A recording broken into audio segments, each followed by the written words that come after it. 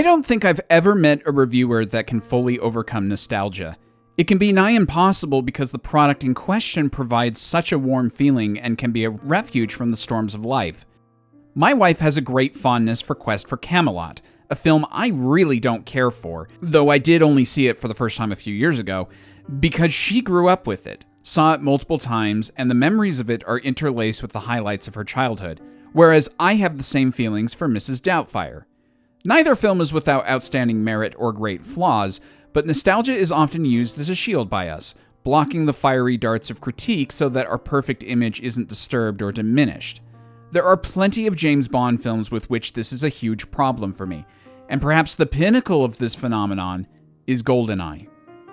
This was not my first Bond film, but it, like License to Kill and Casino Royale, is very close to me.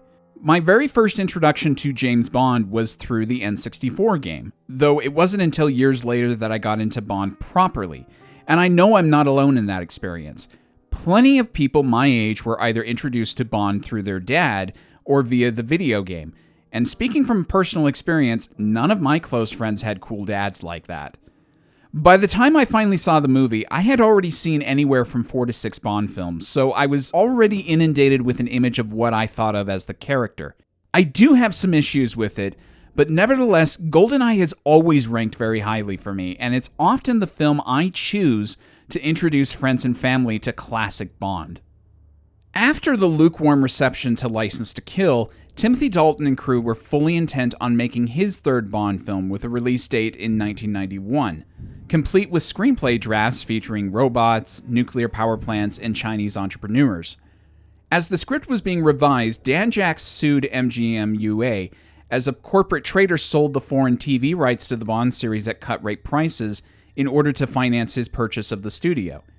Dan Jack was left without that significant source of income and thus the lawsuit. This dragged on until December 1992 when the case was finally settled. Work continued on pre-production of Bond 17 throughout this time based on the hope that the studio would be ready to go with the next film when the lawsuit was settled.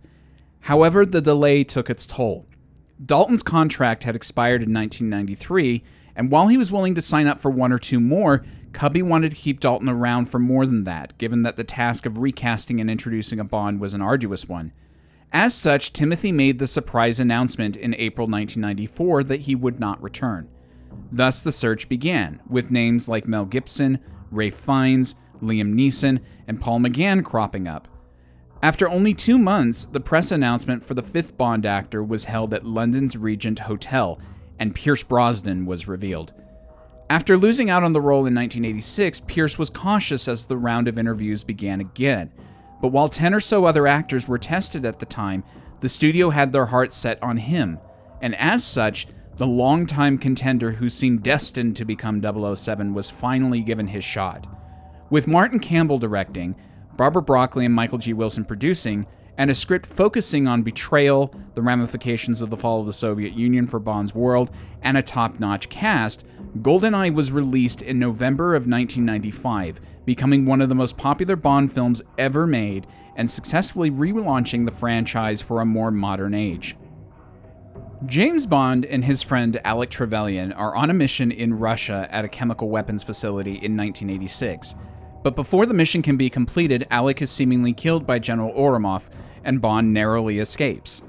9 years later, Bond is being evaluated by MI6 in Monte Carlo, and he comes across the suspicious woman named Xenia Onatop. Bond reports her in and discovers that she is linked to the Yanis crime syndicate in St. Petersburg. The morning after, she and an accomplice steal the new Tiger helicopter, a vehicle manufactured to withstand an EMP blast. Upon Bond's return to London, MI6 locates the helicopter in northern Russia at a secret facility, just before that facility is destroyed by an EMP blast. They piece together that it was likely from a space-based weapon called GoldenEye, and that the Tiger helicopter was intentionally stolen to withstand its pulse. 007 is then sent to Russia after Yanis to find the missing helicopter, and discover what they plan to do with a weapon that can render a technologically interconnected society obsolete. Being the first film post the Cold War, there was certainly a lot of speculation in the media at the time that Bond was an outdated relic and had no place in the 1990s. If you're like me and grew up after the fall of the Soviet Union, it can be hard to appreciate just how tied to the Cold War Bond was. Professor Jonathan Kuntz from UCLA once called Bond the great work of fiction about the Cold War. The world of James Bond, both in the cinematic and literary interpretations, is steeped in the shadows. Bond's villains are rarely public menaces. They cloak their deeds and operate with either legitimate faces or no face. Especially during the Cold War, the sides were defined, but each group was filled with suspicion with the other. Is my neighbor a spy or informant? What secret forces are at work to tear down my country and beliefs? Do we have someone who can operate in the shadows to save us? One who can get his hands filthy while keeping his soul clean? Once the dragon was dead, people thought the great symbol of Western imperialism in pop culture, notably a British man, would die off as well. However, the world is still filled with secret evils, and Bond is about more than being a representation of an antiquated worldview. He is a hero, in the best sense of the word, a debonair one who can seduce any woman, who has such confidence and resolve so as to overcome any obstacle, and one that will keep coming back.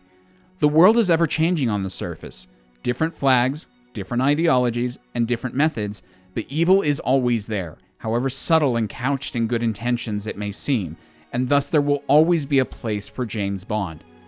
The films have proved this time and time again, with efforts like The Spy Who Loved Me, Casino Royale, and Skyfall, and I have no doubt there will come another film to join these ranks that will re-establish Bond as the formidable soldier.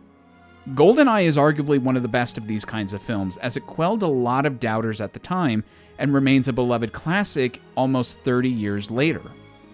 Taking its cues from the two previous Dalton films, GoldenEye is an entry in the series that has a deeper thematic core. It examines emotional motivations, how those can lead to either the salvation or damnation of one's self. James Bond is told all throughout not to make the mission personal or to go off on some kind of vendetta. And on the other side, Alec Trevelyan's quest is one of personal vengeance. With his parents being betrayed by the leaders of old, Alec sees no problem in sending the UK back to the Stone Age in retaliation. He claims his whole scheme has higher intimate ambitions than just being a high-tech bank robbery. England is about to learn the cost of betrayal. Inflation adjusted for 1945. I think it's interesting that 4 times throughout the movie, Bond is presented with the opportunity to either complete the mission or save Alec, with Trevelyan pointing out the opportunity during the last 3 times. Trevelyan is trying to tempt Bond to give in to his emotions, to put aside his duty to a regime that can change in the future for something that can be more personally significant. Natalia even wonders why Bond can be so cold in choosing to go after Trevelyan given their history. He replies, "It's what keeps me alive." At each stage, Bond chooses the mission over his feelings, and thus survives to save the world from a financial meltdown. I question the choice to tackle this emotional journey immediately after License to Kill, a film where Bond puts aside his duty to seek vengeance for a friend and isn't condemned by the narrative for doing that. But then again, it's not until the Daniel Craig films that the series will make a point of adhering to a stricter continuity and remembering what previous films just did. Other than the death of Tracy and some recurring characters, the films at this time operated as mostly standalone adventures, and I feel like this is one of the better ones, so I'm able to take it on its own terms so I can enjoy the adventure. In my opinion, Pierce Brosnan was born to play James Bond, and he doesn't miss with this first outing. GoldenEye is often considered the best of the Brosnan films, and while I liked some of the others quite a bit, I would have to agree. Pierce nails every aspect of the classic character you would want. Charm, sophistication, danger, confidence, humor, and reserved emotion. As much as I love the other actors, each had something in their portrayals that held me back. For example, George Lazenby wasn't an actor and thus felt wooden. Dalton couldn't quite deliver the required quips. Daniel Craig sometimes played things too reserved, and so on.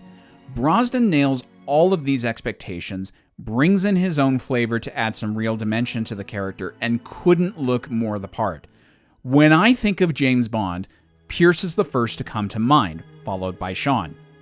I'm glad things worked out the way they did so we could have Timothy's excellent portrayal, but much like David Tennant with Doctor Who, Pierce grew up inspired by the series, and once he got his shot, he wears the part like it was tailored to him.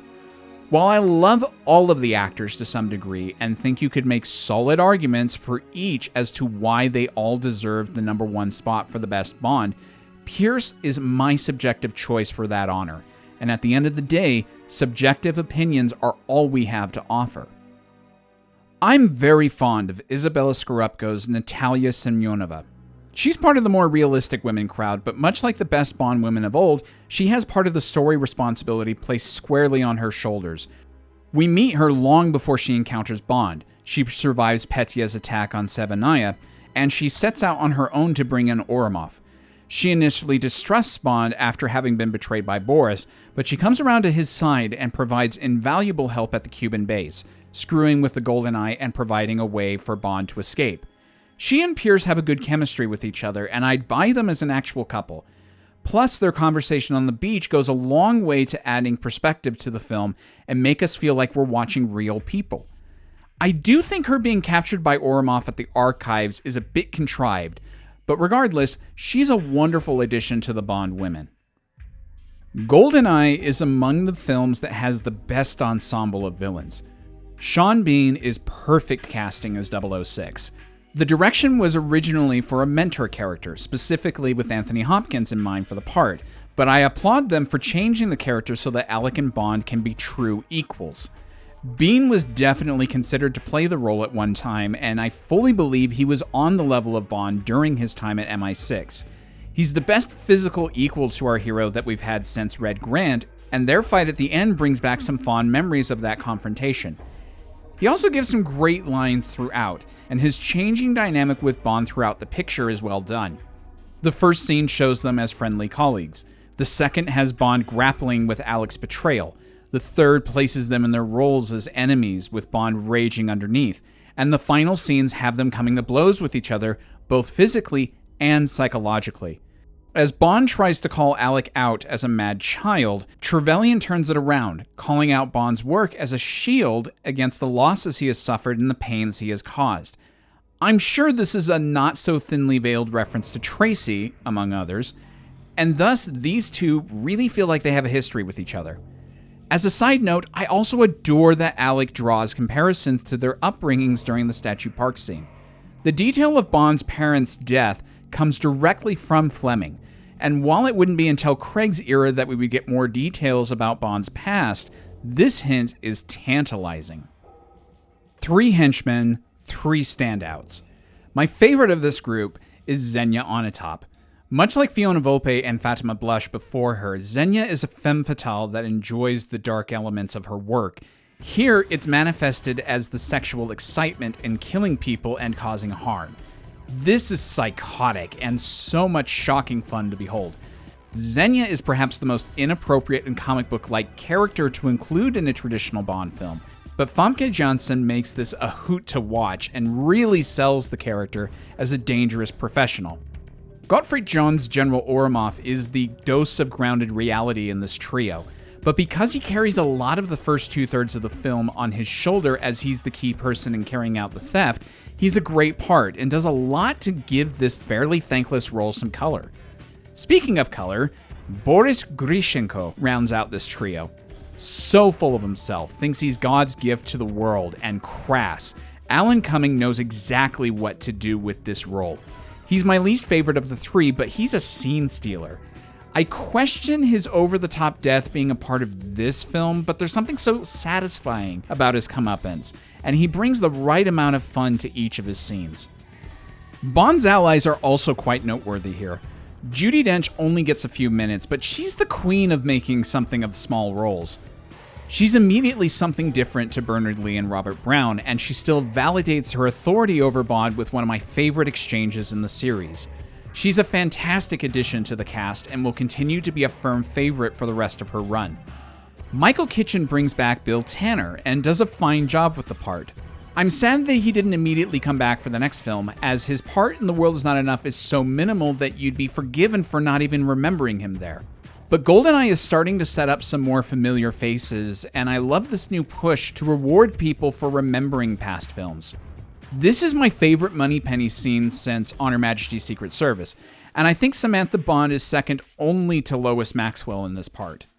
Of course, you can't bring back Q and not have Desmond Llewellyn, and as Pierce said of the scene, that was a treat. Joe Don Baker is better utilized as Jack Wade and makes for a fun presence throughout. I love that he has such a rinky-dink car, and it recalls the scene from For Your Eyes Only with the Citroen.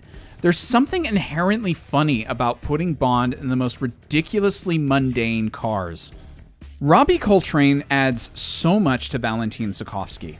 This easily could have come off as a small bit part, but Coltrane makes us remember him, and he gets another of the best lines in the film. The one part I'm not going to give full marks to is Dmitry Mishkin. There's nothing wrong with it, but there's also little special about it. The noteworthy thing I like is how there's a great subtext between him and Oromov in their first scene that Mishkin doesn't trust Oromov and is on the lookout for anything to validate his instincts. This role was originally supposed to be General Pushkin, played by a returning John Rhys-Davies. Given how the character exits the film, I would have been sad to see Pushkin go, but I feel like that familiarity between him and Bond would have been an incredible reward for fans. Imagine the interrogation scene, with slightly different lines coded with these two's personal history. It might have given us another powerhouse scene like the one from The Living Daylights, but oh well. During the 6-year delay between films, much of the old guard was changed. Cubby took more of an overseer approach on this one, and his daughter Barbara, along with his stepson Michael G. Wilson, took over as producer. 5-time director John Glenn was replaced with Martin Campbell. Daniel Kleinman took on Maurice Binder's role after the latter's death, and so on. Most of these new people are quite welcome. Campbell brings in a fire to his directing style, and everything feels refreshed, much like it did with Living Daylights. The producers have a lot of the same goals in mind that Cubby had, along with some new inclinations, and these directions would color the rest of the series from here on out, for better or for worse. The writing this time was stretched out between 4 people: Michael France, Jeffrey Kane, Kevin Wade, and Bruce Fierstein. The writing is pretty top-notch for the series, though I'm surprised that only Fierstein would be brought back for future films. Overall, I think this is a really quality production and represents a positive trend upwards for the series. I particularly want to call out Kleinman's work here. While meaning no disrespect to Binder's efforts for this series, his inspired titles were starting to become less so as the series went on. Understandably, Binder may have been running out of ideas and was starting to get into a rut. I think The Spy Who Loved Me was his last great effort, while all of the others afterwards started following into similar tropes. There's a lot of water, a lot of spinning women, and some basic imagery featured in the film. I love the style of the Bond titles, but I prefer when the credits feel linked to the film in some deeper way, preferably thematically, but I'd also welcome iconography. Binder certainly nailed the iconography at times, but he rarely did anything thematically to connect the film with its title sequence. There's not a lot about the titles of Octopussy or License to Kill to connect them with their respective films. However, the dismantling of old regimes, shown through the images of the communist leaders and their destruction, is a particularly effective notion that's reflected within the film, and you can still have all the dancing women you want. It may have been too effective, as various countries were concerned about the scantily clad women being the cause of the destruction of the figures, and almost got the film banned in places. Anyway, the addition of CG elements gave new life to the title sequences, as the composition of the older titles always felt a bit dated by the time we got to the late 80s. If this was Kleinman's only contribution to the film, I'd be satisfied. But no, he has to go one further and give us the best design for the gun barrel in this series. I lament that this design didn't continue into the Craig films, as it is absolutely gorgeous to my eyes, along with Pierce's performance of the walk, turn, and shoot. It is pretty much flawless for me. The action continues on from the great efforts of the 80s films. Great aerial work, wonderful jaw-dropping stunts like the bungee jump scene, fantastic concepts for action scenes like the tank chase, and some of the best fight choreography of the series, like in the finale. This is a really exciting film to watch for large portions, and I need to tip my hat to these guys, led by Simon Crane, one of the great modern stuntmen in the business. His work would grace such franchises as Indiana Jones, Star Wars, Lara Croft, and X-Men. The model work by Derek Meddings is nearly seamless with the principal photography's work, and we say a fond farewell to Meddings with this film. Peter Lamont gives us some of his best work on the sets for this film. Due to scheduling conflicts, GoldenEye could not shoot at Pinewood Studios, so the team converted an old airplane hangar into Leavesden Studios. The studio quickly became a very famous location, housing the productions of The Phantom Menace and every Harry Potter film. If I have two people to offer criticism to as part of the production team, it's to editor Terry Rawlings and composer Eric Serra, though I have more problems with one of them over the other. Terry Rawlings is a fine editor, having done both Alien and Blade Runner, and while I do give him a large amount of the credit for making GoldenEye one of the better paced films in the series, I do think he has a tendency to cut away too quickly and rely on exaggerated sounds to lead us into the next scene. I'm not saying it doesn't work, but once you notice it, it's hard to unsee it. And now for Eric Serra. Look, I know some people really like this score, and I have a few tracks that I adore, and I love the general feeling of it and how unique it is within the series, but I have some issues with it. Yes, it's different, and creative liberty is greatly appreciated, particularly with the first Bond in 6 years. I particularly love his use of the Bond theme in the pre-credits, but most of the rest of the cues sound unengaging and passive when spliced with the footage. It reminds me a lot of the Moonraker score, where I felt a disconnect between the music and the visuals, though I much prefer Barry's offering. Plus, there's an added problem. Once you see Leon, the professional, and listen to Serra's score, you'll hear just how many of the good ideas from GoldenEye's soundtrack were imported wholesale from that film.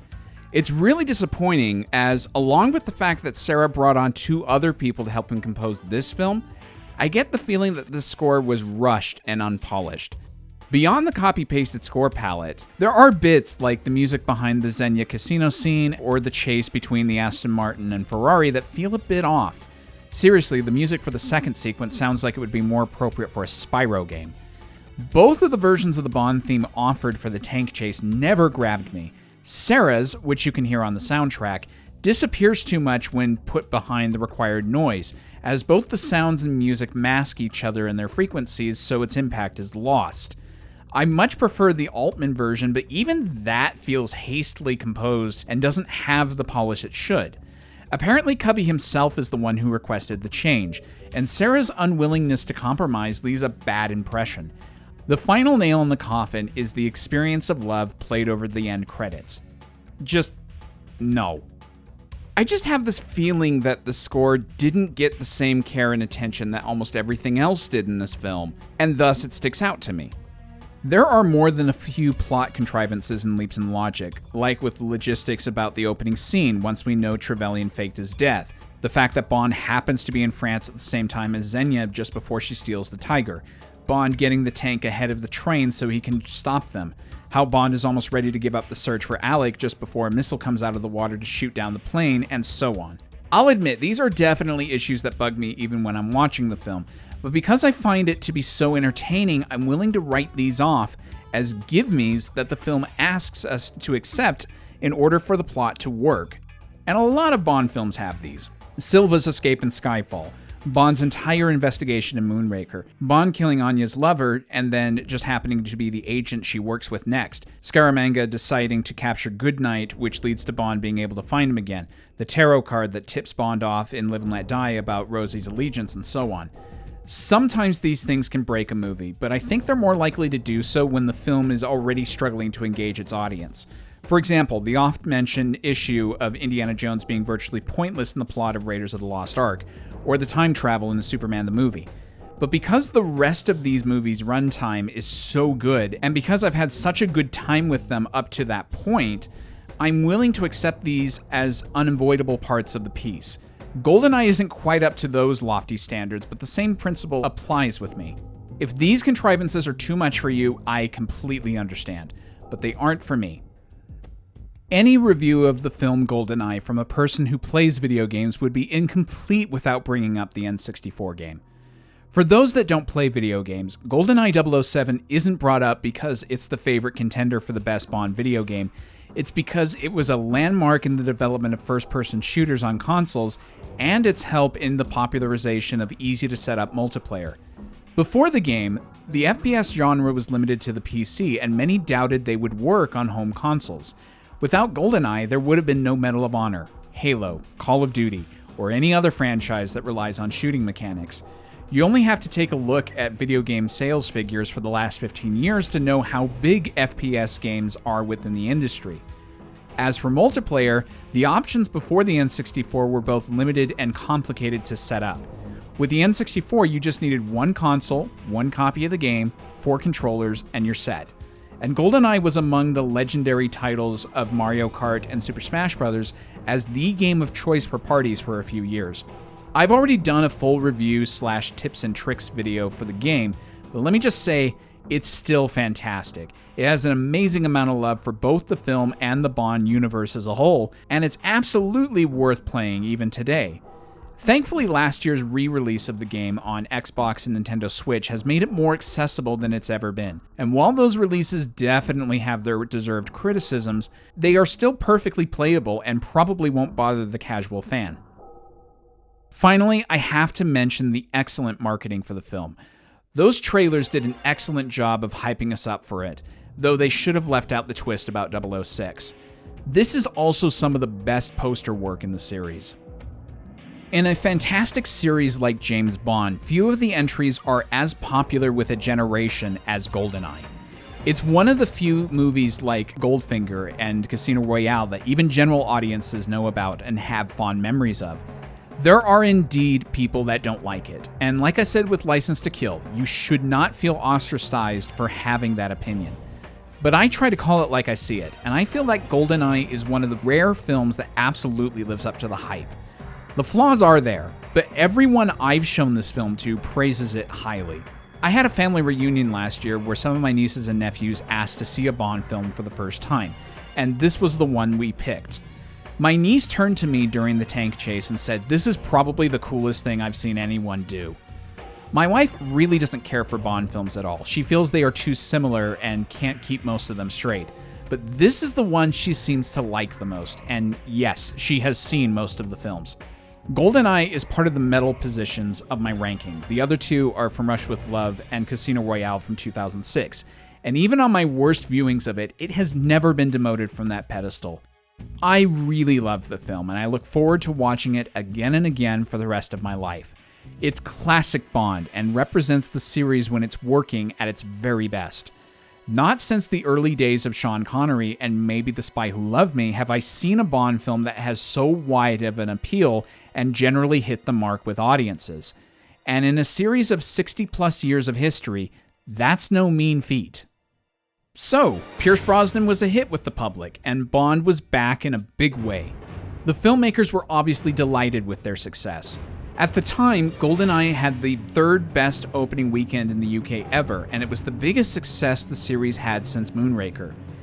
As such, the crew was eager to capitalize on this, and quickly pushed for the production of Bond 18 as soon as they saw the reaction to the trailers. Though in hindsight, this may have been a rash act, as the next film saw one of the most troubled productions in the series' history, and is often considered a victim of the sophomore decline most every other Bond actor had.